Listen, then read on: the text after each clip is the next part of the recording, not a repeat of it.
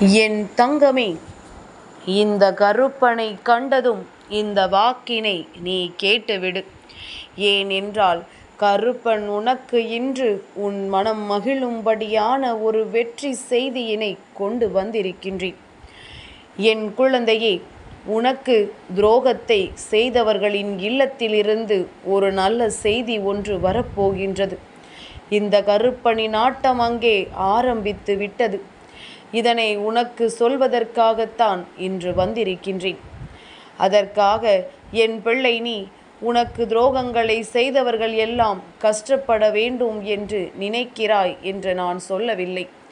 எதிரிக்கும் கூட நல்லதுதான் நடக்க வேண்டும் என்று நினைக்கின்ற என் பிள்ளை, நீ உன் துரோகியை மன்னித்து விடலாம். ஆனால் இந்த அப்பனிடமிருந்து அவர்களுக்கு ஒரு நாளும் மன்னிப்பு கிடையாது. எத்தனையோ வாய்ப்புகளை கொடுத்து விட்ட பிறகும் ஒருவர் வாழ்க்கையில் இவர்கள் துரோகத்தை செய்கிறார்கள் என்றால் அவர்கள் என்னுடைய பிடியிலிருந்து ஒரு நாளும் தப்பிவிட முடியாது. அவர்களுக்கு நான் கொடுக்க நினைக்கின்ற தண்டனையிலிருந்து அவர்கள் ஒரு நாளும் விடுபட முடியாது. இப்படித்தான் அவர்கள் வாழ்க்கையில் நடக்க வேண்டும் என்ற விதி இருக்கின்றது. அதை யாராலும் மாற்றிவிடவும் முடியாது. இந்த கருப்பண்ணசாமியினுடைய ஆவேசத்தை இனி அவர்கள் காணப்போகின்றார்கள். என் குழந்தை, இது நாள் வரையிலும் நீ பட்ட அத்தனை கஷ்டங்களுக்கும், நீ சிந்திய அத்தனை கண்ணீருக்கும் உனக்கு பதில் தரத்தான் உன் அப்பன் இன்று வந்திருக்கின்றேன். உன்னுடைய துரோகியின் இல்லத்திலிருந்து அப்படி என்ன நல்ல செய்தி வந்துவிடப் போகின்றது?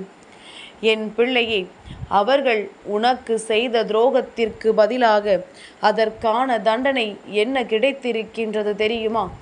அவர்கள் வாழ்க்கையிலும் எதிர்பாராத ஒரு துரோகத்தை அவர்கள் சந்தித்து விட்டார்கள். அதுவும் உனக்கு செய்த துரோகத்தை விட 2 மடங்கு அதிகமான துரோகத்தை அவர்கள் அங்கே சந்தித்து விட்டார்கள். இதற்கு மேலும் இந்த வாழ்க்கையில் எதுவும் இல்லை என்று அவர்கள் நினைக்க தொடங்கி விட்டார்கள். உனக்கு செய்த பாவத்திற்கு பலனை அவர்கள் அனுபவிக்க ஆரம்பித்து விட்டார்கள்.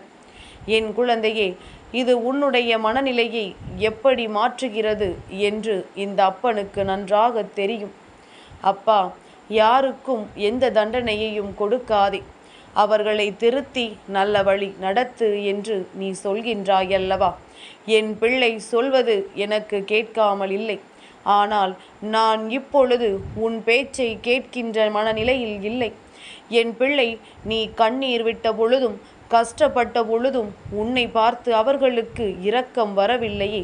நீ இத்தனை வேதனைகளை அனுபவிக்கிறாயே என்று ஒரு சிறு துளி ஈவு இரக்கம் கூட இல்லாமல் உனக்கு உடனிருந்து கொண்டே துரோகத்தை செய்தார்களே. அப்பொழுது இந்த அப்பன் வேடிக்கை பார்த்து கொண்டிருந்தான் என்று நீ கோபம் கொண்டாயல்லவா? நான் அன்று வேடிக்கை பார்த்ததற்கான காரணத்தை இப்பொழுது நீ தெரிந்து கொள்வாய். எல்லாவற்றையும் உன்னால் சமாளிக்க முடியும், உனக்கான மன வலிமை இருக்கின்றது என்பதனால்தான் உன் அப்பன் வேடிக்கை பார்த்து கொண்டிருந்தேன். நான் நினைத்தது போலத்தான் நீயும் உன்னுடைய மன வலிமையை கொண்டு எல்லாவற்றையும் எதிர்கொண்டு இந்த வாழ்க்கையில் பயணித்து கொண்டிருக்கின்றாய். அப்படி இருக்கும் பொழுது அப்பன் ஒன்றும் உன்னை அத்தனை சாதாரணமாக விட்டுவிடவில்லை. நீ எல்லாவற்றையும் அனுபவிக்கும் பொழுதும் எல்லா சோதனைகளையும் கடந்து வரும் பொழுதும் நான் உன்னோடுதான் நின்று கொண்டிருந்தேன். உனக்கு அதையும் மீறி ஒரு இக்கட்டான நிலை வரும் பொழுது அந்த நிலையிலிருந்து நான் உன்னை காப்பாற்றி இருக்கின்றேன் என்பதனை மறந்து விடாதே. இது நாள் வரையிலும் நீ பட்டது எல்லாம் போதும். இதற்கு மேலும் இவர்களால் உனக்கு எந்த கஷ்டமும் வந்துவிடக்கூடாது. இவர்கள் திருந்திவிட்டார்கள் என்று நீ எண்ணி விடாதே. என் பிள்ளையே, துரோகத்தை மனதில் எந்தவிதமான கூச்சமும் இன்றி, எந்தவிதமான தயக்கமும் இன்றி ஒருவருக்கு இன்னொருவரால் செய்ய முடிகிறது என்றால் அவர்கள் எல்லாம் அத்தனை சாதாரணமானவர்கள் கிடையாது. எதையும் செய்வதற்கு துணிந்தவர்கள். யார் வாழ்க்கையையும் கெடுப்பதற்கு இவர்களால் நிச்சயமாக முடியும். நாம் இப்படி செய்வதனால் இவர்களின் எதிர்காலம் இப்படி ஆகிவிடுமே, இவர்களின் வாழ்க்கை இப்படி மாறிவிடுமே என்ற கவலைகள் எல்லாம் இவர்களுக்கு ஒருபொழுதும் இல்லை.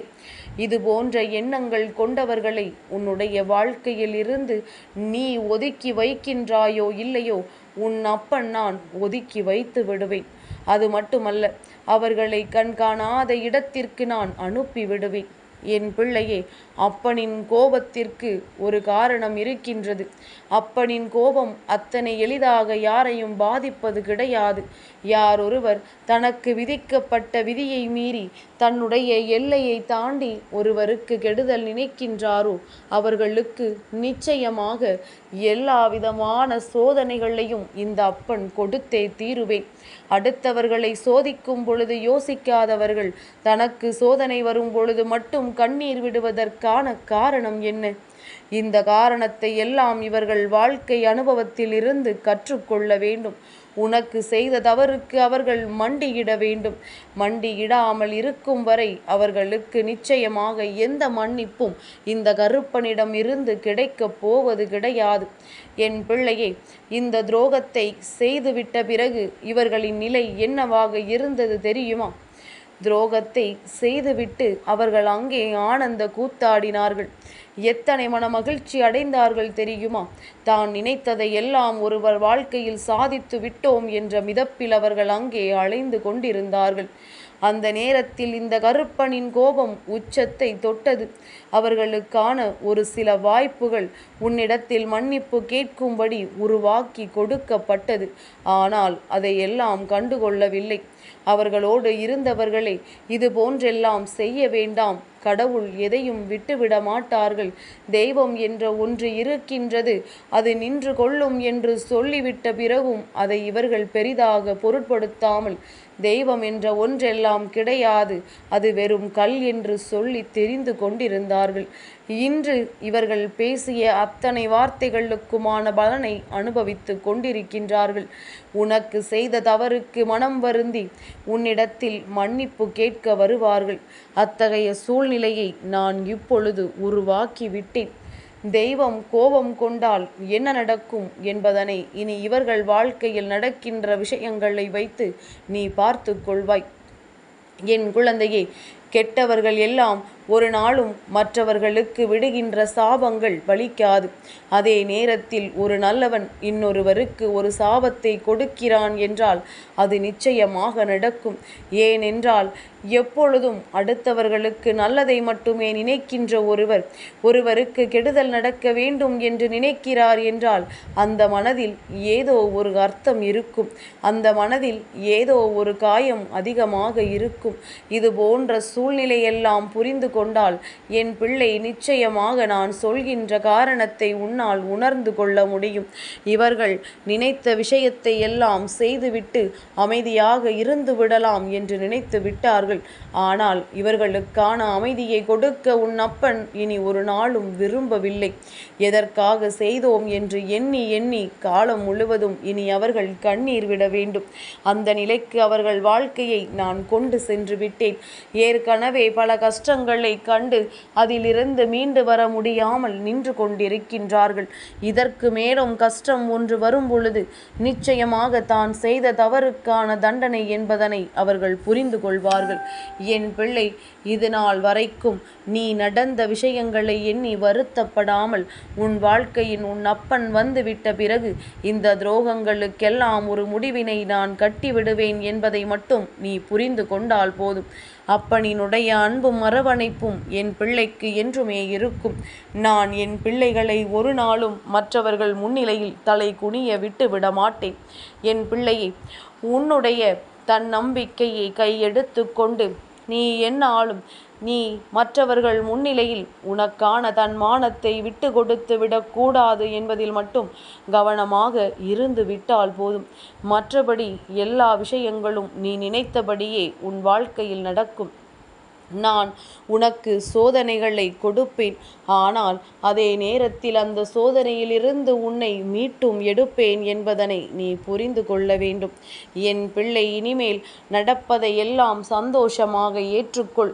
யாருக்கும் இரக்கப்பட வேண்டிய அவசியம் உனக்கு இல்லை. அவர்கள் உனக்கு எதை செய்தார்களோ அதை தெய்வம் அவர்களுக்கு கொடுக்கும் என்பதனை மறந்து விடாதே. மன்னிப்பு என்ற வார்த்தைகள் எல்லாம் இப்பொழுது சாதாரணமாக மாறி விட்டது. அதற்கெல்லாம் உணர்வுகள் இல்லாமல் போய்விட்டது. அதனால் சாதாரண வார்த்தைகளுக்கெல்லாம் மதிப்பு கொடுக்காமல் உண்மையான உணர்வுகளுக்கு மட்டுமே என் குழந்தை நீ மதிப்பு கொடு. இது ஒன்றே உன்னை வாழ்க்கையின் உயரத்திற்கு அழைத்துச் செல்லும். என் தங்கமே, இந்த அப்பனின் ஆசிகள் உனக்கு எப்பொழுதுமே முழுமையாக கிடைக்கும்.